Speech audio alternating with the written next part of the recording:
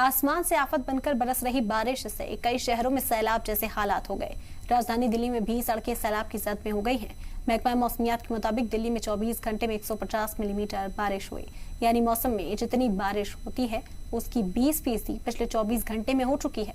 वहीं हरियाणा के हथनी कुंड बैराज से छोड़े गए पानी से यमुना के पानी की सतह भी खतरे के निशान के करीब पहुंच चुकी है। बाढ़ से लेकर मैदानी इलाकों तक बारिश कहर बनकर टूट रहा है। तमाम शहर पानी पानी हो गए। सड़कें और पुल तेज पानी के बहाव में बह गए। दूर दूर तक चारों तरफ सिर्फ पानी ही पानी नजर आ रहा है।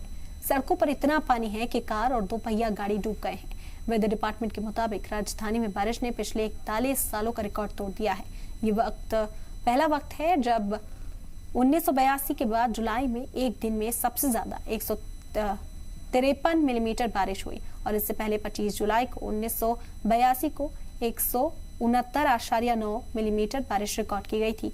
वहीं आपको बता दें कि साल 2023 में 24 घंटे में 133.4 मिलीमीटर तो 2013 में 123.4 मिलीमीटर बारिश दर्ज की गई थी।